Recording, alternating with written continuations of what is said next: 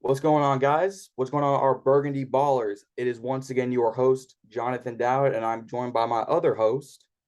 Justin at DC Commander Justin on Instagram. Here we go. And we're coming at you episode 2 with our very special guest, hailing from Hold My Nugget Studios. One of my personal favorite YouTubers. I had to come with the fit. I can't do his intro justice. I'm gonna have to let him take the floor on this one. Well, if you're not aware, get familiar. I am the diligent, vigilant, meticulous, sagacious, conscientious, analytical, methodical individual, the Chiseled Adonis. Happy to be here. Thank you guys for having me on. I'm excited. Oh man, I never get tired of hearing that.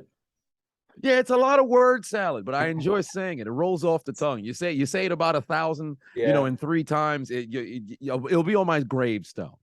I can see it now. I can see it now. But welcome, guys, to episode 1 of the Ballin in Burgundy podcast, where we're going to give you everything, not only just Commanders, but a little sprinkle of college football, a little sprinkle of NFL news. And episode 1, we're going to give your predictions not only on the Commanders Colts game, we're going to be at Indianapolis, but we're going to give you guys a little sneak peek and a little prediction of the Steelers Philly game.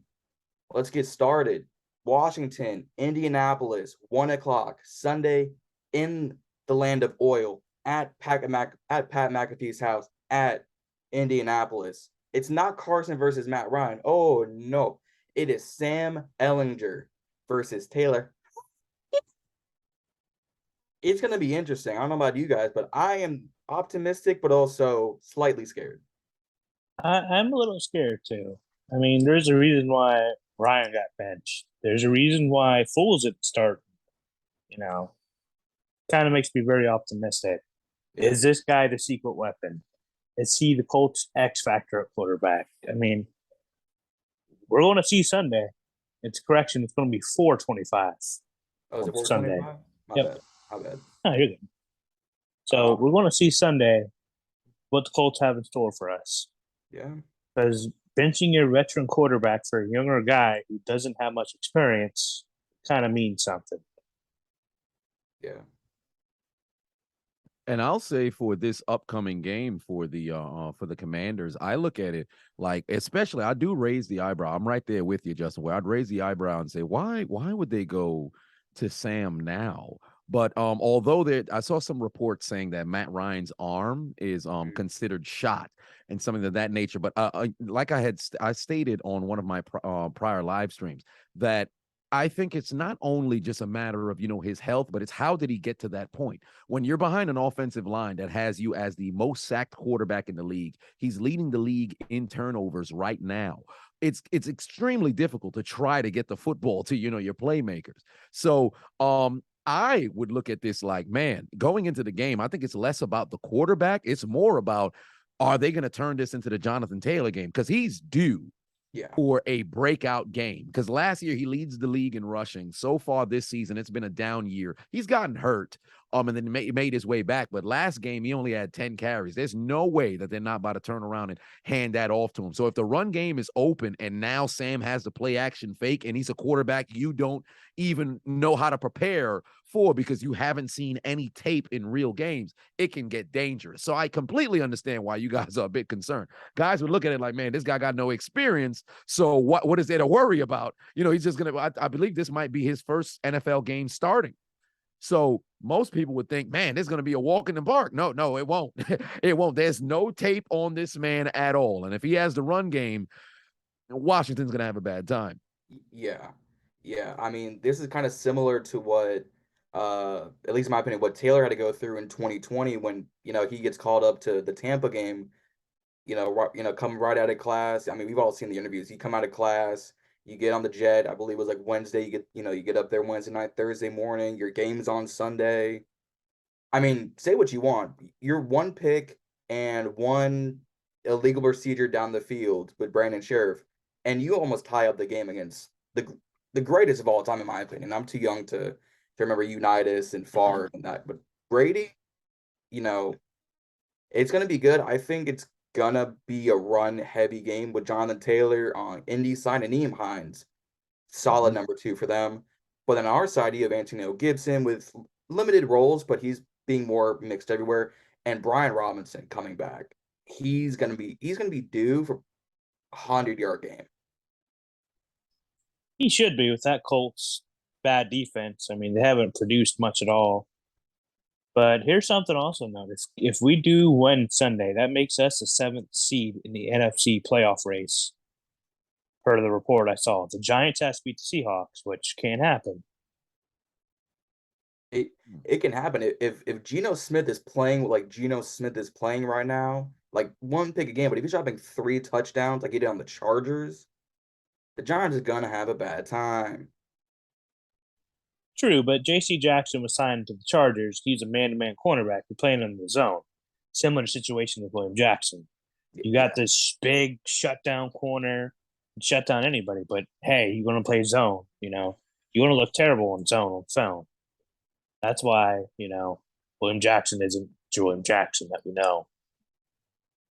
Yeah, but if you're counting on the Giants, having a tough time against Seattle, the only downside now, for needing Seattle to get that W is, well, for one, you never know which Geno Smith you're going to get, but as of late, he's played stellar. The biggest issue that I think they're going to run into is the fact that DK Metcalf is now out.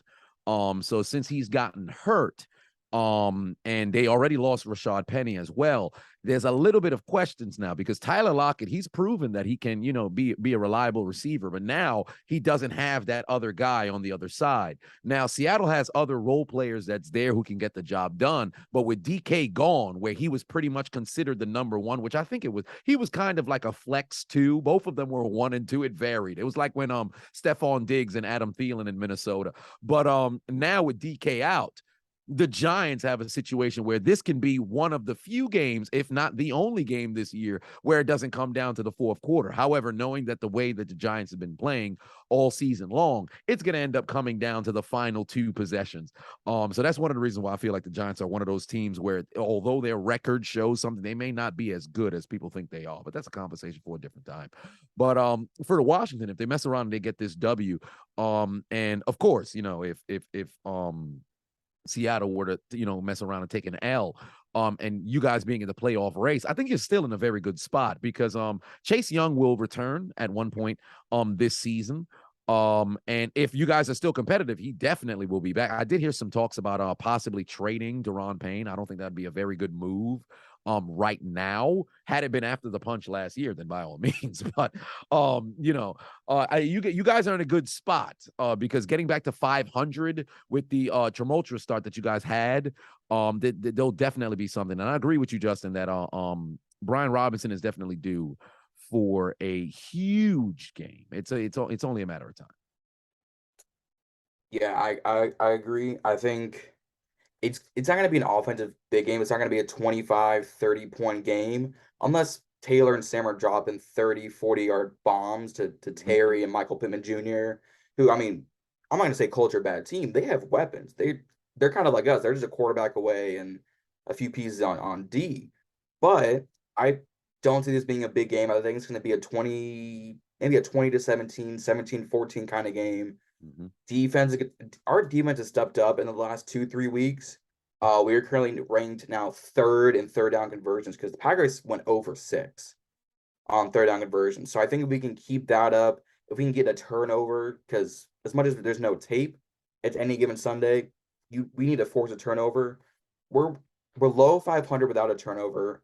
We're like double the wins when we have at least 1 turnover a game. So if we get a turnover, maybe 2, I see that going heavy in our favor. Agreed. I mean, I think the game's going to be 21-14. Whoever scores in the 2 minutes, get the last touchdown is going to win. But it's going to be a run-heavy game by both teams. Heineke's going to force the ball to his receivers, leading to an interception or 2. Because you already saw what he did with Terry. Yep. He seems to love Terry so much, he just guns it, throws it up, which is good because Wentz never did that with Terry. Terry was always that, short slant guy or something like that, the comeback guy when he ran comebacks. But, I think it's going to be a low-scoring game, run heavy. Whatever defense could at least get 2 interceptions and maybe 3 sacks is probably going to win and keep their offense back on the field.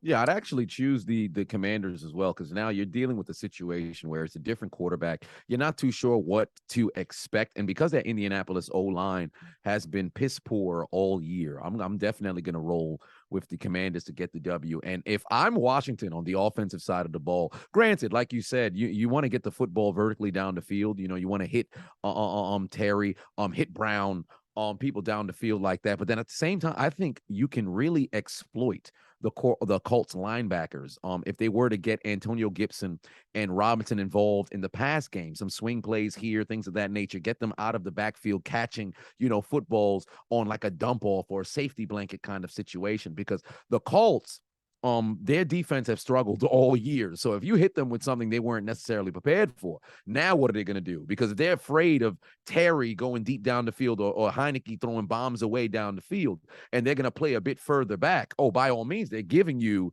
the short intermediate routes that are there. And then on top of that, if Heineke really wants to surprise them, use his legs, scramble here and there, and all of a sudden now that Colts defense is going to be gassed. They're not going to know what hit them.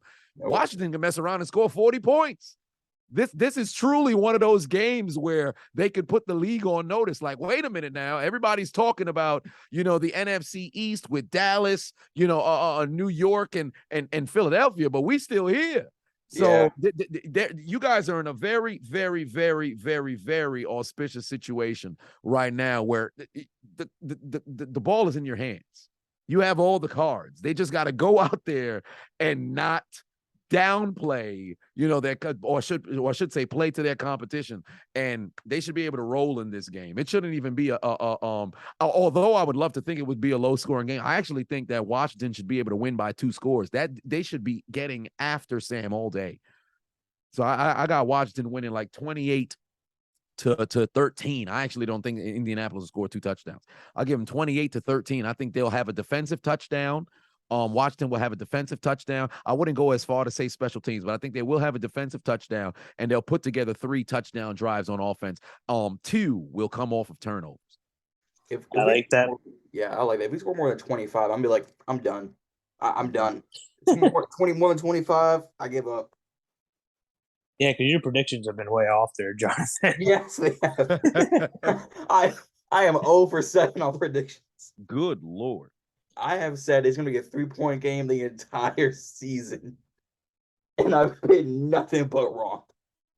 Man, sometimes there'll be blowouts when you never expect. Like, for example, last night with New England and Chicago. Who would have? Chicago has, I don't think they've scored 20 all year. No. And then here they are, bam, 33 points. 33. Zappy comes in with 2 touchdown drives, and then they go completely cold. Chicago's defense remembered what their origin was. I guess somebody must have whispered in their ear at halftime and said, hey, you do recognize if Belichick wins here, he's going to pass George Halas against George Halas's team. And they said, no, to hell with that.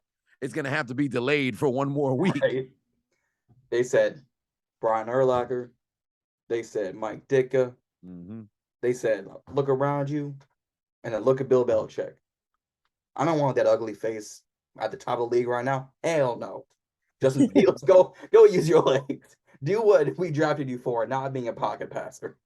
Right? They were ready. Raquan Smith wanted to leave the Bears. All of a sudden, he shows up and says, you know what? I'm going to be a guy who comes to work, but I still want to leave. And now this man's performing at the same level that he's been doing before. So Chicago might mess around and actually pay him. True, but they're also talking about trading, what's his name? Robert Quinn, the edge rusher.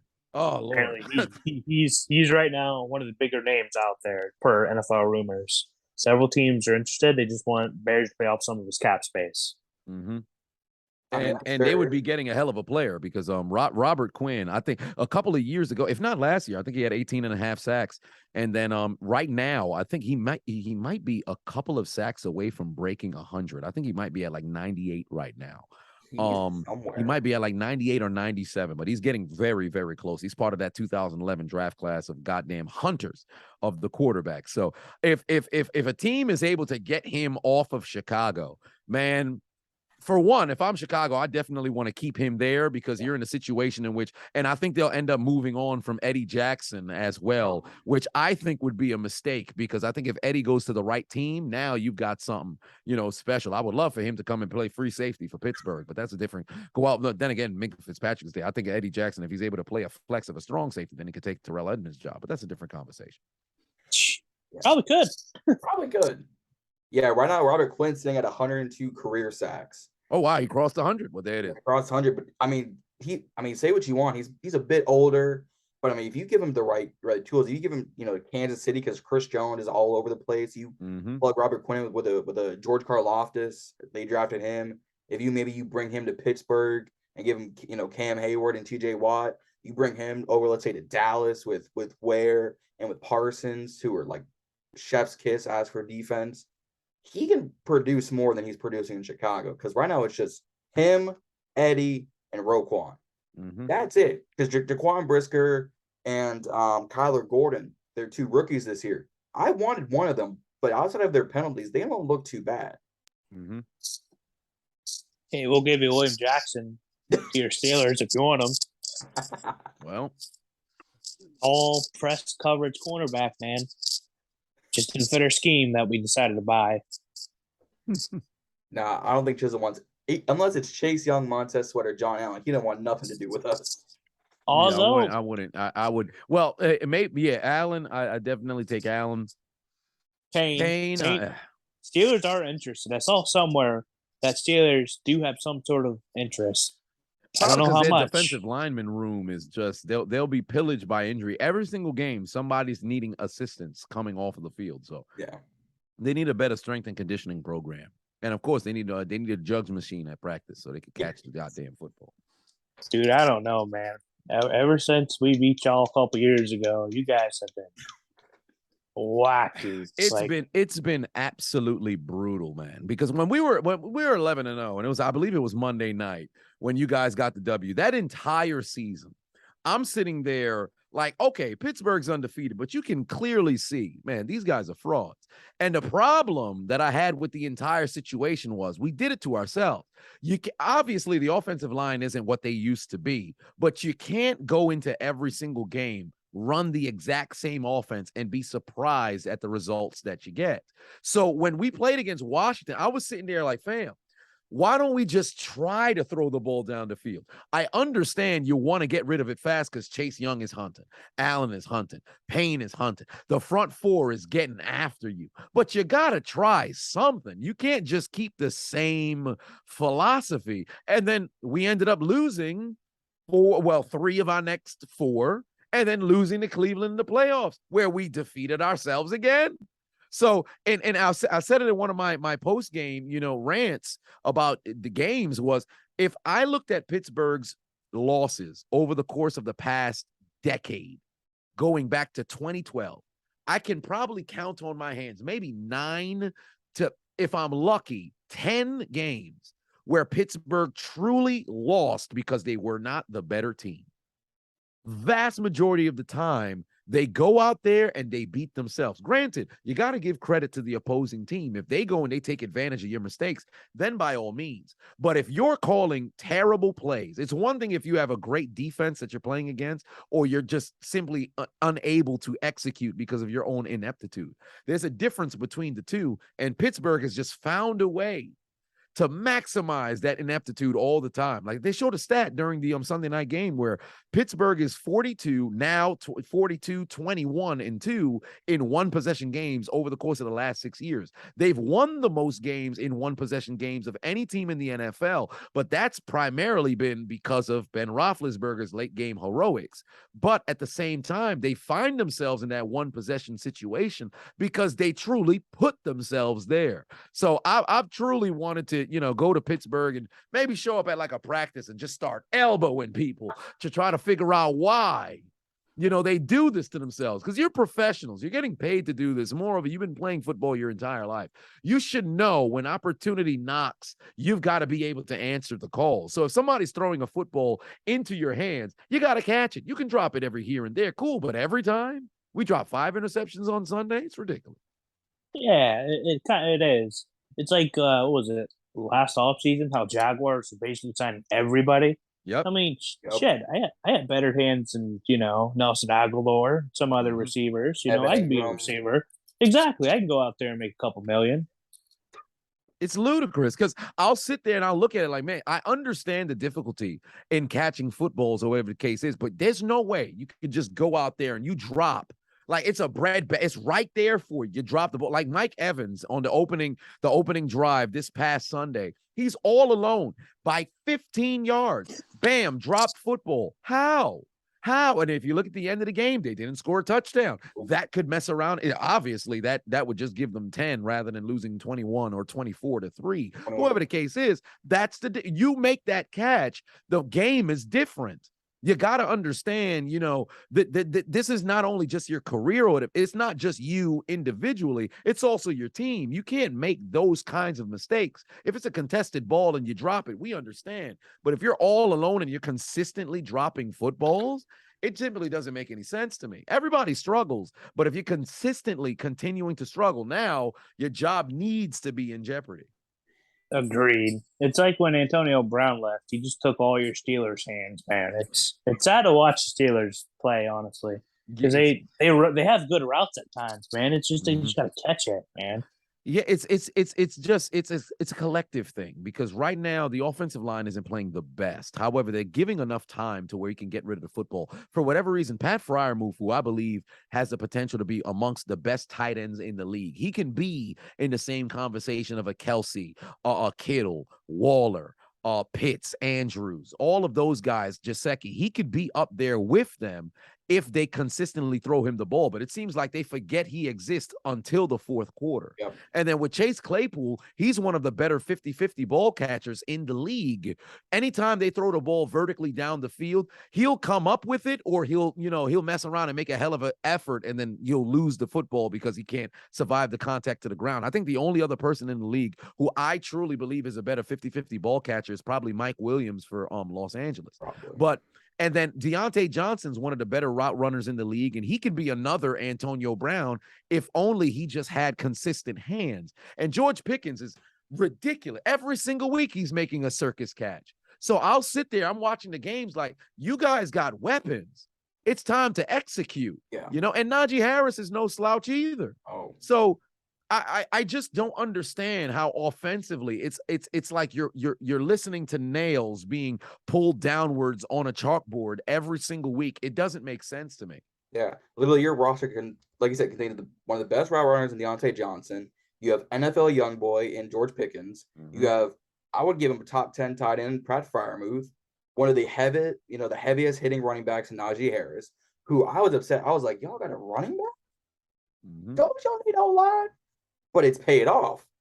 And then just everything else. And now it's, Kenny Pickett's throwing 3 picks in a game, which honestly, I think one of those picks wasn't all his fault. I think it was the Javon Holland pick where he just came right behind Chase Claypool and give me that. I was like, that's on the first pick, well, because there was with the pass interference, and then what's interesting was with the second interception that he had thrown, when he was trying to hit Deontay Johnson, he really could have just dumped it because you're in field goal range. The defense been doing what they were doing. Just take what's in front of you. I think there's one thing that we've definitely, especially not only as fans, but I would hope that the players have learned that as well. Take what you can get.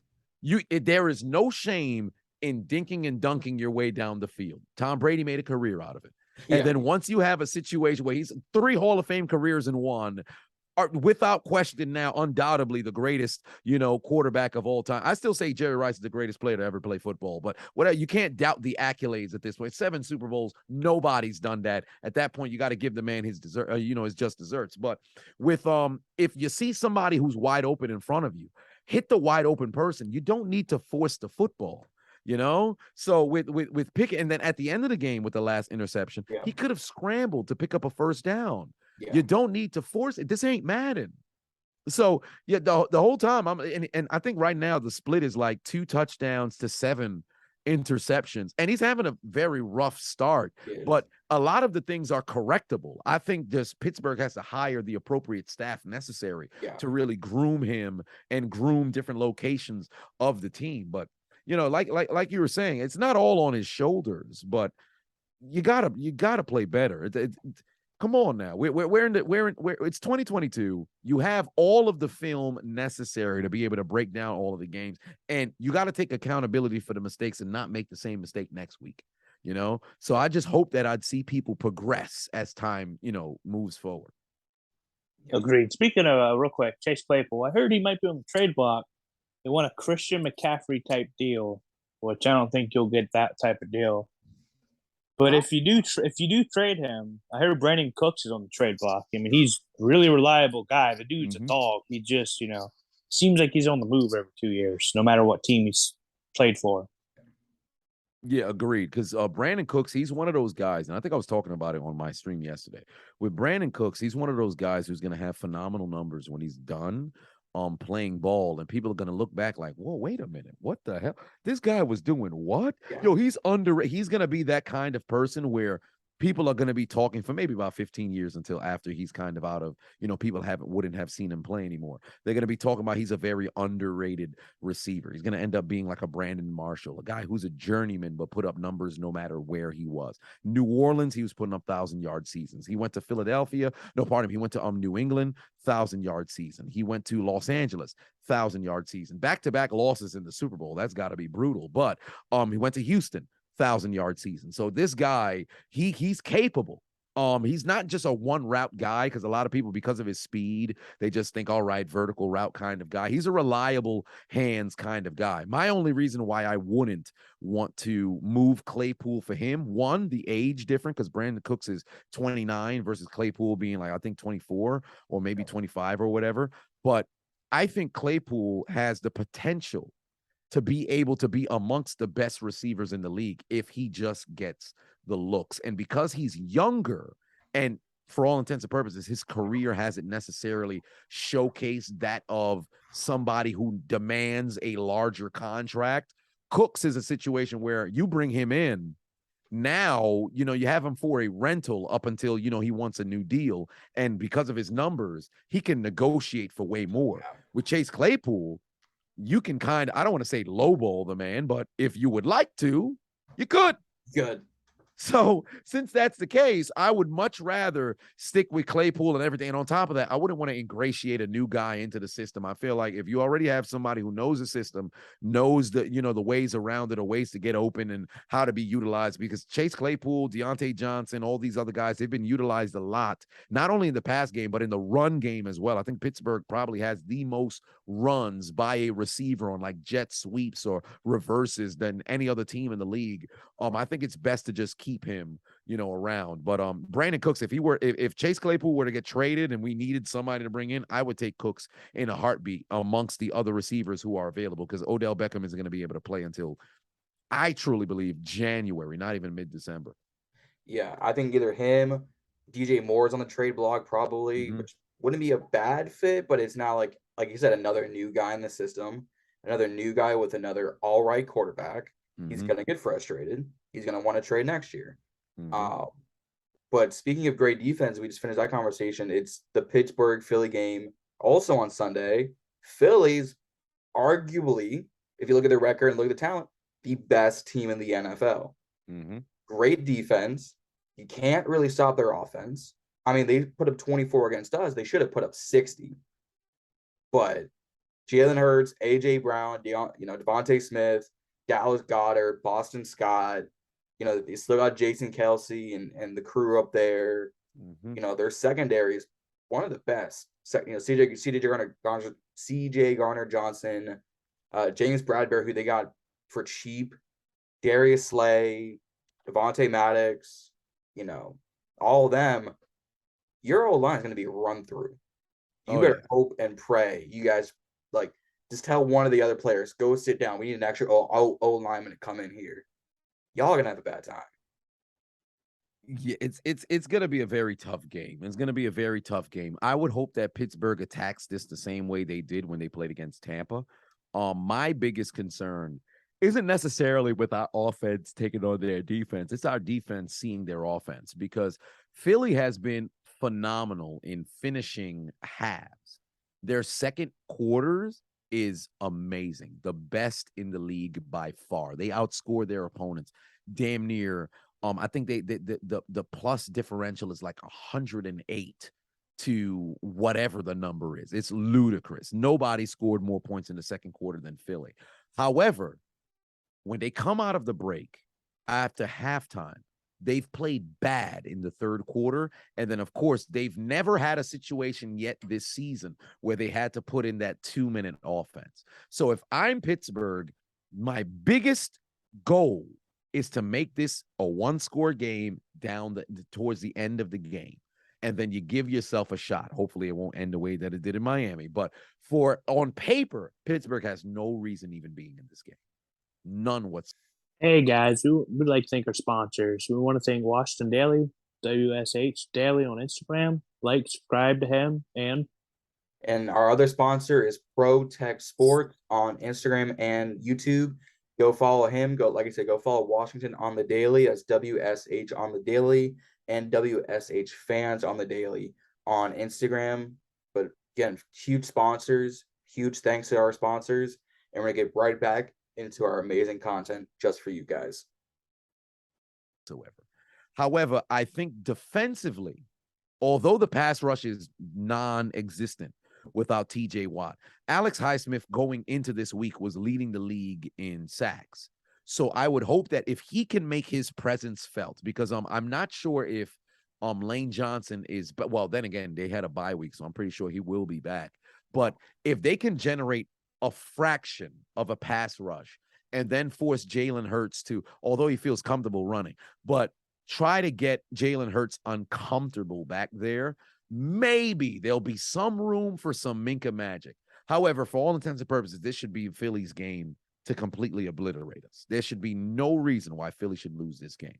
But if Pittsburgh can just, Mike Tomlin has a knack for having his team show up against big-time players, big-time teams, and things like that. The only downside is they don't play 60 minutes. So if you could get them to play 60 minutes rather than, 25 of a complete game, Pittsburgh will have a chance. But truly, they should have no reason in this game. I think Chris Boswell is going to score the most points for the Steelers. So I look at it from a perspective of you're 2-5, launch the football down the field, this should be a situation where Kenny Pickett throws the football like 40 times or something, because I have no faith that the run game will be able to make any traction against Philly's defense. No, I think honestly, it's your run game this next game is going to look like the Packers get it against us. They only had 38 rushing yards total. Unless you guys seriously just part the Red Sea and you allow Najee to get 8-9 yards every time he runs, and maybe you'll get some sort of run game. You the biggest thing I think for you guys is gonna keep Jalen in the pocket. If you keep him side to side, I think he'll be fine. If you get him stepping up, it's over. I don't know. I'm optimistic about the game. I do think Steelers do have a chance to win because no team blitz heavy against Hurts. I get Hurts could use his legs, but like Jonathan was saying, you keep him in the pocket, keep him in check, hit him a couple times, let him know who's the boss. Play man to man with a deep safety or two, and just keep blitzing the hell out of him. I mean, he's going to bend. He's going to be scared. He's going to not use his leg much. Because he'll get tired of getting hit. He'll throw it away. But I do think my final score for that game is going to be 24-21. I do think Steelers are going to win this game because you are right. Mike Tomlin does have that magic every once in a while to beat some hot streak team in the NFL. And I think this is going to be the game where Philly versus a team that has probably a better defense than what they've versed in the first, what week are we in? 7, 8? We're going to week 8. Yeah, in the first 7 weeks. This is week 8. But, Steelers do have a good defense with or without TJ Watt. Trust me. At secondary, cornerbacks might be hit or miss, but at least you have Fitzpatrick, the safety. Yeah. I mean, he is a ball hawk. He will hit. He will make tackles, and he will make Jalen Hurts regret throwing to AJ Johnson or AJ Brown. Yeah, But I want Pittsburgh to win badly because my sister is a Philly fan. My whole house gets weird. Chiseled knows a little bit about this. My whole family's the NFC East, so I just want all of them to lose. Mm-hmm. If they can just, I don't care if it's a field goal, safety, if they can lose, I'm throwing a parade. I'm throwing Philly. What y'all looking at? Y'all lost to Pittsburgh. Y'all lost to a white picket fence. What happened? I need them to win. I like that. I like that score prediction. I think it's gonna be similar. I'm thinking more 17-20 kind of thing. Pittsburgh pulling out the dub because frankly, if I can just get the Eagles to lose one game, I'll be happy this season because damn, they look good. Yeah, but who has Philly gone that was worth a damn playing? The Cowboys defense is pretty damn good, Mm-hmm. but it's nobody else. They verse these teams that are not truly really really good on the offense or defense, and they play these teams that are not good and getting all these wins, and everybody's like, "Oh my God, Philly's so good." Steelers are going to be the chance. They're going to punch them in their mouths and tell them, we're a decent team. You verse all these other teams that are not truly truly good, Mm-hmm. but we're decent. We're going to punch you in the mouth and we're going to show you who's boss. True. I mean, they played Minnesota though because they had a lockdown on Justin Jefferson. That's why they won that game, and they, won in Arizona by 3 points. Mm-hmm. And then Dallas defense, I don't know how they squeaked by that one. I wish they had lost to Dallas, but it is what it is. Yeah, I think with the situation with Dallas was just an unfortunate situation for Cooper Rush because he had a 3-drive radius which it was just atrocious. And the game, like for example, when they played against, they survived against Detroit. Yeah. When they played against Detroit, because it was a shootout and they was able to survive because Detroit just kept coming. I think if they went into overtime, Detroit would have won that game. But unfortunately, that's the way that everything goes. And with Arizona, although Arizona missed a field goal to force overtime, Kyler Murray, he made a bad decision at the end of the game. So it's a possibility, things could have been different. So it's not, I look at the Eagles almost the same way that I look at the Giants, where you just survive at the end of the game and things go in your favor. So because that's the case, I would just hope that they enter the game thinking they shit don't stink. And then at that point, Pittsburgh has an opportunity because oftentimes undefeated teams will look down on whatever opponent they playing against, and then they'll get caught, looking. So since I'm really hoping Pittsburgh can surprise them. Yeah, I hope so too, because looking back on the Commanders-Eagles game, they didn't score a point in the second half. Mm-hmm. They went up 24-0 and then just stopped. They looked in the mirror and said, we good, and did nothing. Mm-hmm. Yep. So we should have put up more than 8 points. We were lucky we put up the 8 at the end, which did absolutely nothing. I'd still think it's a 24-0 game. Mm-hmm. But 3 points against the Lions, which they have Jared Goff at quarterback. He's not going to blow your socks off. He's not going to say, man, I should have traded for this Jared Goff guy. He's going to be like, he's still playing? 3 points there, 3 points against Kyler. Like I said, if I could do my math right, it's the 15 against us, the 9 against Dallas, the 8 to Jacksonville, mm-hmm. I'm blanking out on numbers, 10, called 15 against Minnesota. So they're outside of our game, they haven't had a blowout game. Yep. And then moreover, in the second half, they've either had the same amount of points scored or less. Like they are completely a second quarter, first half team. So because that's the case, all I think is Pittsburgh has to just keep it close. Yeah. Keep it close going into the break, and then you got a chance because Philly has shown all year long they cannot put up points in the second half. Their defense will, they'll be 50-50. Maybe they'll give up a touchdown on one drive or maybe 2 drives or whatever. But if Pittsburgh can stay within 3 to 7 points at the break, all they need is 2 touchdowns, and I think they can get them. Because Philly has, outside of, I think, their game against Detroit, they haven't scored more than 10 points in the second half in any game, individually. So since that's the case, they've got a chance as long as they stay close by halftime. Yeah. I think if Pittsburgh can generate 2 sacks, 2 turnovers, I think they stay close. That's going to be the case. If they get a pick, sack for a fumble, pick 6, something, they stay close. If there's no defensive, no sacks, no pressure, nothing, Jalen's going to burn for 60 yards. He's going to beat Levi Wallace. He's going to beat Minka. He's going to beat Sutton. Because like you pointed out earlier and on the commentary, because I picked it up earlier today, because damn, I like these videos. Five drop picks. Yep. You look at him like, all right, 2 of them hit his chest, whatever. But 3, let's really say 3 drop picks truly. What are we doing? But how do you drop 3? If you drop 1, fine, because Sunday Night Football, bright lights, you're in Miami, it's the 50th year, woohoo. But 3, but really 5? Come on now. Yep. It's brutal, man. It's Brutal. absolutely brutal. I mean, we're lucky we don't have as many drops. Curtis Samuel can't pick up balls for here, there, and everywhere. Jeez. It's ridiculous. What at least we got guys like Jahan, Terry, Logan Thomas, Amari Rogers that have found hands. The one thing with us is our special teams. Our punt kick returns horrific. Dax Milne ain't the answer. You took Zach Wilson's mom, you get what you get. Or I take it back. You took Zach Wilson's girlfriend, you're getting what you get right now. Yeah, because Zach Wilson took his mom's friend or something that was a professor. Yep, something like that. Yeah, did you see Antonio Brown's photo recently with him beating Brady's wife's house? Yeah, dude, that was he's wacky. If you check my story, he's actually selling T-shirts.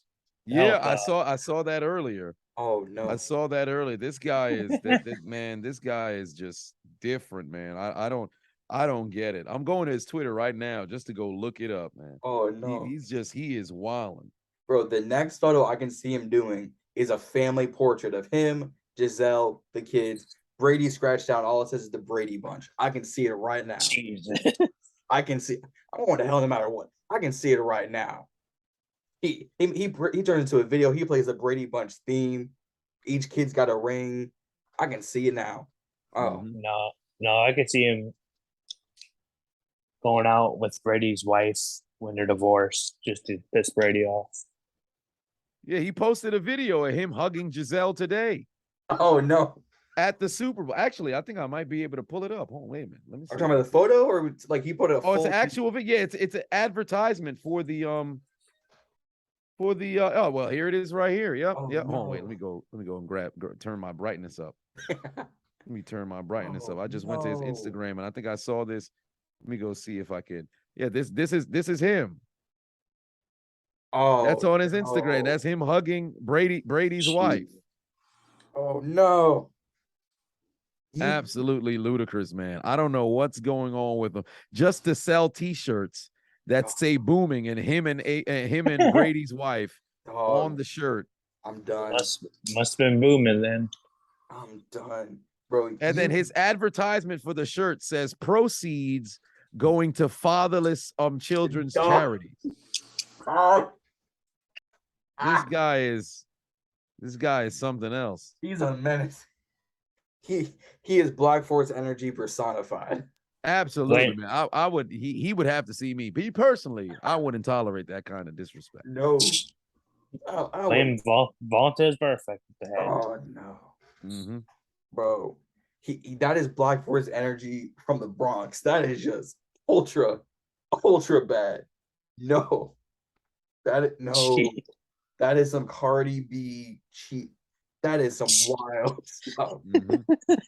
Bro, for those who were tuning in and y'all don't know some of the chiseled stuff, all my homies hate the Bronx. We don't associate with Bronx at all. This is the epitome. If there were Karen is that thing, Antonio Brown is a Bronx Karen. I don't know what to tell you. That's a fact, man. I don't know. Because if I saw that, I'd look around like, where's my gun? Where's my weapon of choice? I would have to find this man. What is my? The only thing I got is a kendo stick. I'd still give that man a beating. I agree, 110%. I'm right there with you. I got your follow-up. Yeah, I got you the bail money. Because I want to go to jail. I want to put the description. They say, "Oh, white man being a black man, that's a little racist." But I think Antonio Brown might make sense. Yeah, they might just jump in. Who knows? You never know. Very true. They'd be like, wait, it's A.B. You screaming out It's of Super AB. Bowl, We you gonna come have to back jump here. in. You'd be looking at you like, wait, I'm a Jaguars fan. You screaming out of Super Bowl, get your ass back. Mm-hmm. He'd be wearing a Blake Bortles jersey, just stomping. Oh, it'd be Takes his brutal, police man. vest It'd be off. absolutely brutal. Police vest on, says White Lives Matter, stomps on it. I can see it now, and I'm going to hell, but that's besides the point. Yeah, I'm joining you. I'll be right there with you. We burn it. We burn together. There you go. We burn together. Hey, Justin could probably come in and save us. You know, he works well with fire. Very true. I'll get you out. People want to be like, damn, they too burned. Well, just as dark already. He might be fine, but John's dead. Right? I don't know if the hose is gonna connect from heaven to hell, but damn it, you better try. I'll try, but you might be discharged of Jesus, though. Oh well, there it is. It was worth a shot. We tried. We tried. And Ancho's wearing a red do-rag. It's over. Mm-hmm. It's over. Absolutely. It's over. I don't know. But nah. I knew this was gonna be funny. I'm dying over here. I can't. I'm in tears. Yeah, same. I'm always like, if y'all haven't checked out his videos, go subscribe to him. Go like all the videos. Follow him on Instagram. Links gonna be all in the description. Links gonna be on our story over on Instagram.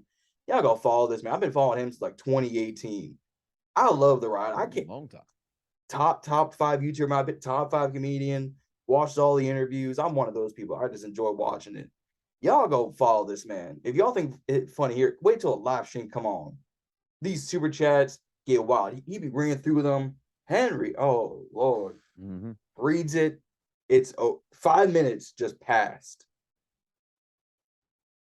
Man, I don't know what's going on with Henry. You have to always make me go out there and grab the flashlight on him. I don't understand what he's got going on. If I ever do one of my, like I do a live stream actually live in person. If Henry were to show up, I promise you, I will run to wherever the live mic is at, and I'm gonna melee this man with whatever foreign object I can get my hand on. I might turn it into one of the memes and hit, well, as they said back in the day, in the old days of the Facebook memes, he will be a victim of I'll hit a motherfucker with another motherfucker.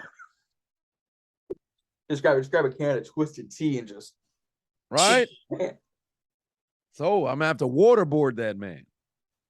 No, don't. He might like it. Yeah, you're right. You're right. He might like it. He might just like that. It's got to be something violent that incorporates a lot of pain, something that he won't get turned on by. Because something wrong with Henry, man. I don't know if that brother's a sadist or a masochist, something like that. I don't understand. How does he have such a large, surplus of oil at his disclosure? I don't quite understand that. He's sponsored by baby oil. Oil, rope, Jesus, money, peanut butter. It don't matter. He be looking at the cabinet like, all right, what can I use this week to creep out Chiseled? I'm gonna use peanut butter and baby oil. Steve Harvey said baby oil I use great. Let me try it out. Yeah, it's ludicrous, man. It's every single week he comes with something new. There's another relative that's tied up somewhere in the house. I'm very concerned. I'm very concerned because I feel like when I see Henry the Ruler pop up in the live stream, I think I should contact the police. I'll have somebody, I'm going to pay somebody to dox this individual and get the law enforcement to his house because I'm concerned if it's real or if it's actually trolling. I can't tell the difference anymore. I don't know. It's not just him too. There's Wesley Pipes is on there. Yep. You got this damn Ruler kid.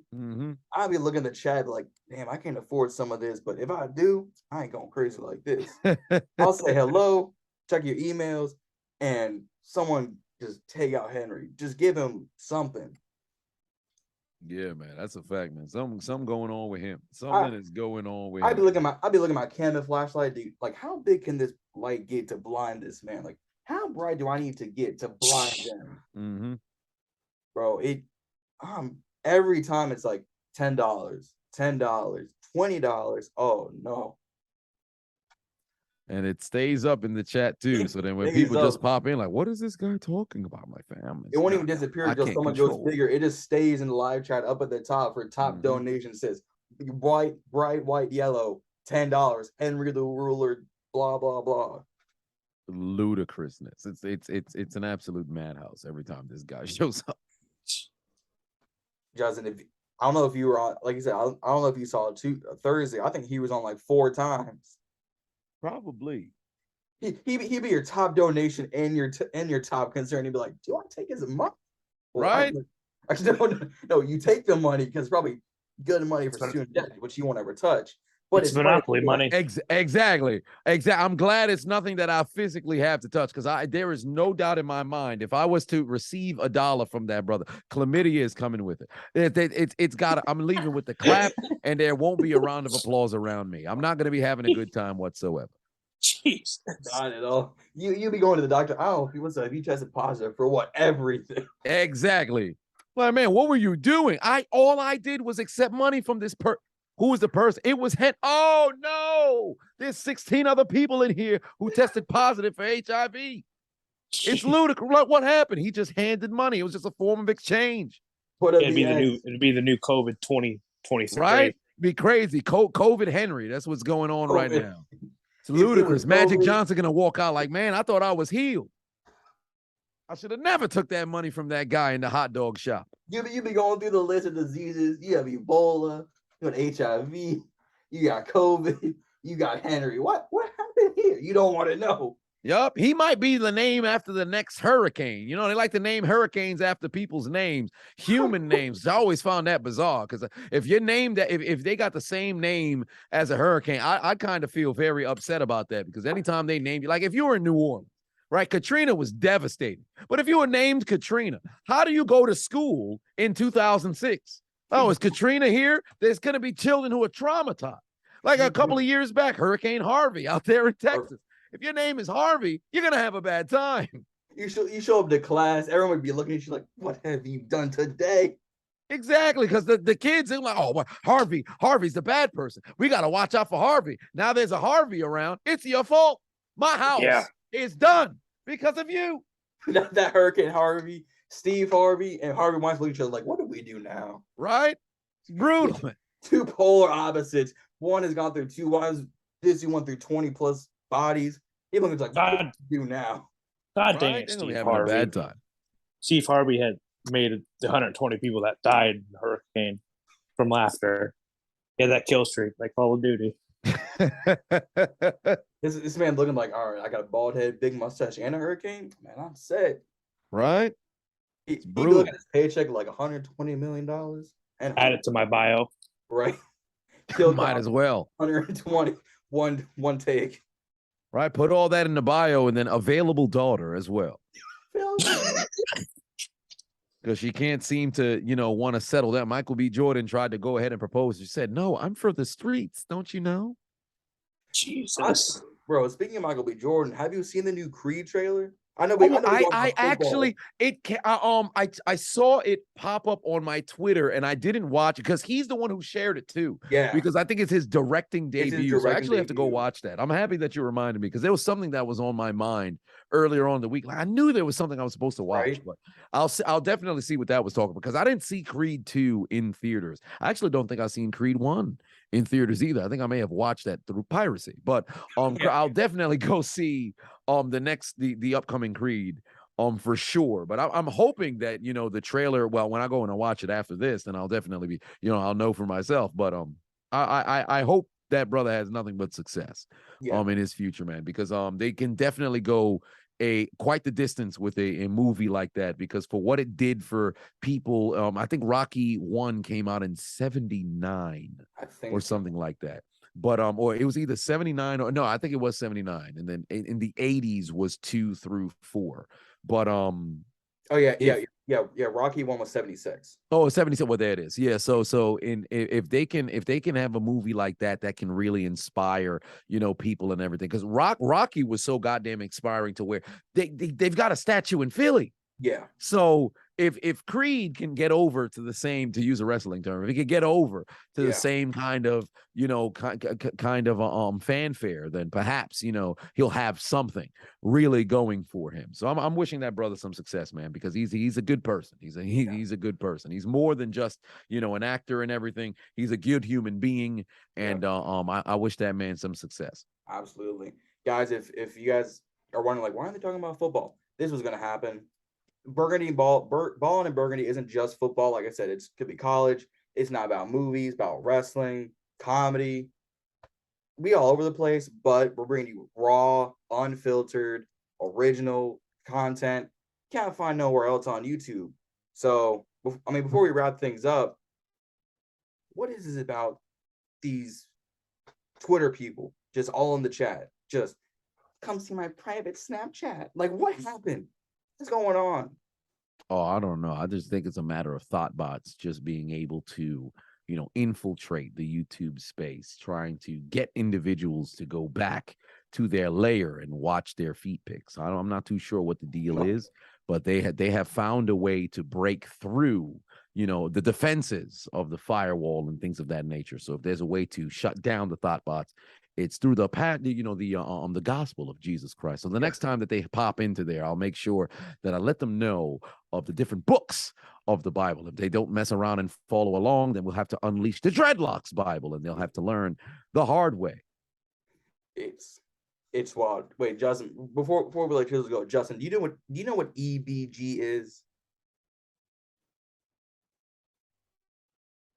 I'm gonna take silence as a no. That's a good thing. We ain't gonna talk about that. All we know is we are brothers against Eaton. You can fill in the rest. Y'all, if y'all follow Chiseled, y'all know what's up. We are BAEA. My roommate, I don't know about him. I'd have beat his tail last semester. I'm gonna beat his tail again. Oh Lord. But Justin, you still there? You okay over there? He must have gotten a call for the fire to go and fight a fire. It was probably Dan Snyder saying y'all talk about me too much. Hey, it's a possibility. It's a possibility. It's wild. Well, speaking of Dan Snyder, I'll be at the Commanders Vikings game. I'll be there. Ooh, okay. I'll be there. I'll be at AEW Dynamite tomorrow night. Well, when this comes out later tonight, and then I'll be at an autograph sign with Clint Portis and Roy Jefferson on the 12th. Nice. So I'm well, you have a busy upcoming 3 weeks ahead of you. Oh, yes, very eventful. I hope you enjoy yourself. I will try because I got school, I got work. I'm still not paying my own bills, but I still work. Mm-hmm. I still work because food ain't cheap. Absolutely, that's an absolute fact. That is an absolute fact. Food. Man, I gotta agree with you there, man. Food is ludicrous. I always said, and I'll end on this. I've always said, if my mom don't cook, I don't eat, man. But I appreciate you guys having me on the show, man. This has been very dope, man. This has been very dope. No, we really appreciate it. I think Justin's busy right now, but I'll go ahead and close this out. Y'all go ahead and like and subscribe this. Go over to Chiseled's channel. It's Chiseled Adonis on YouTube. Find him on Facebook, Instagram, Twitter. He's like 8th TikTok at this rate. Mm-hmm. He got all the social medias. You gotta go dig it a little bit. But go follow him, subscribe like and subscribe this channel. You'll see the story. They'll say, drop in at 5 o'clock or whatever Wednesday afternoon, because I'll be in school, so I'll do a little bit of editing there.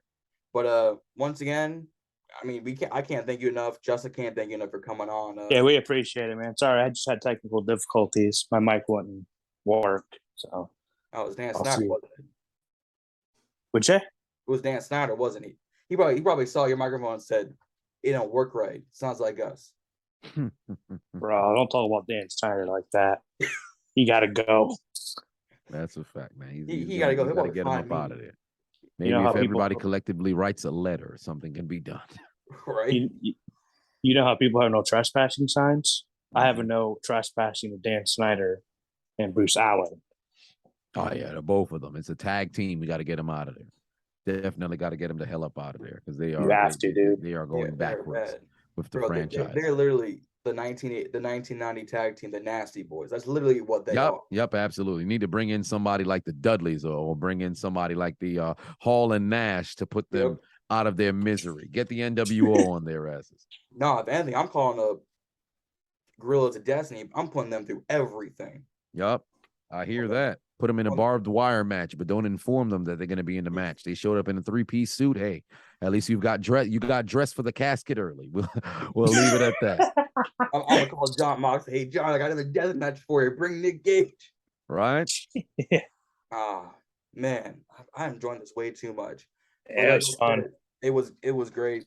But like I said, we're gonna wrap things up. Like I said, like and subscribe. Ballin and Burgundy, go like and subscribe. Follow Chiseled. All the links are gonna be down in the description. All the links are gonna be on the story up on Instagram. And with that being said, y'all keep balling out there. All right, y'all stay balling. No, not free balling, just balling. I'll see y'all guys. See you guys.